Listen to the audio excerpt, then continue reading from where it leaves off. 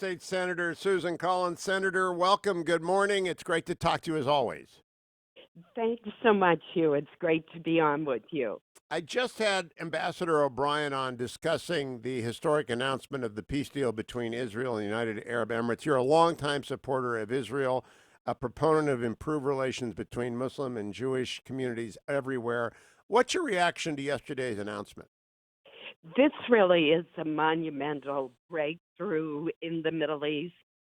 This will make a difference to the security of Israel.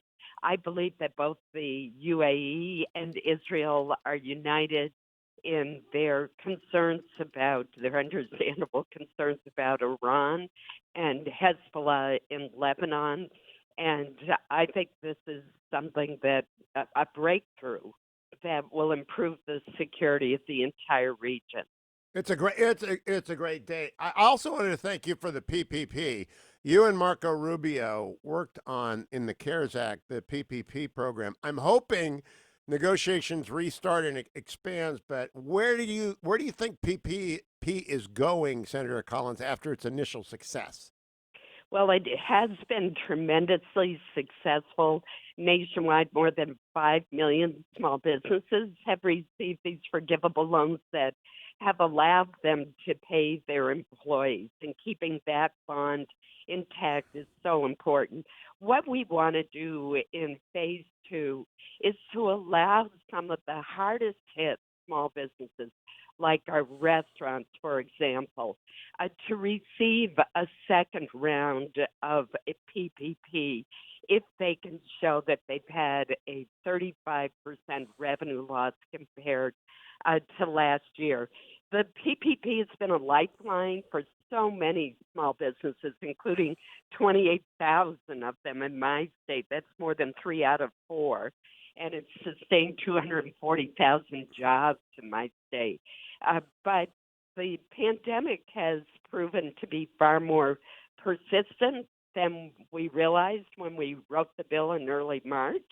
And that was before the government ordered shutdowns that were issued to mitigate the spread of the coronavirus. So many of these businesses are open under very limited conditions, and I think that they need some additional help. Senator, if the Congress would function in the same spirit that you and your colleague Angus King, who while in independent caucuses with the Democrat worked together, this would not be that hard. I mean, if every delegation was as collegial and bipartisan as Maine's, this would not be that hard. Is that going to happen before the election, or is it just impossible in an election year? I think it will happen. The demand for the program is so great. We've replenished it once already. There is some funding left, but the authority to use it has expired. That just simply makes no sense. And surely we ought to be able to come together.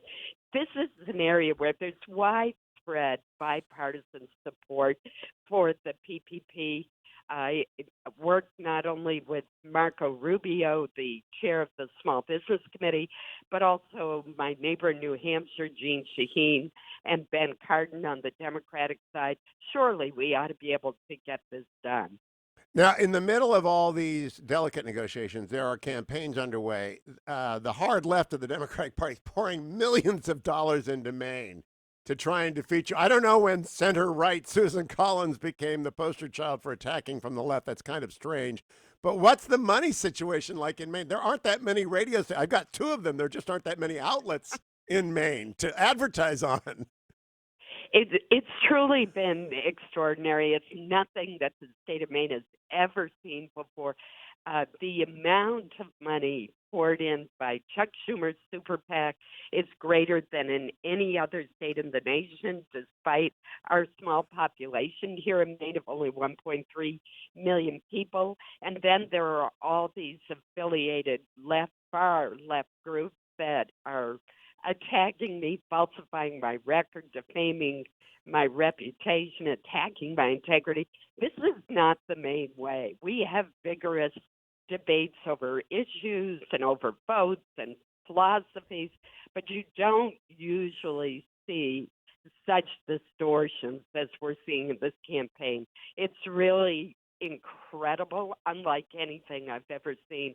I'm being grossly outspent, and even though I've had tremendous support, not only from my fellow Mainers, but from around the country, for which I'm very grateful. But it is just, I'm the number one target. I mean, Chuck Schumer wants to be the majority leader of the Senate, and he knows that the road to control goes through the state of Maine. And I tell people when we see Maine come in on election night, if Susan Collins is reelected, as I think she will be, we'll know that the Senate will stay Republican. Her website is susancollins.com. A very quick exit question, Senator. And susancollins.com is her campaign website, not her Senate website. SusanCollins.com is where you can get involved or find out information.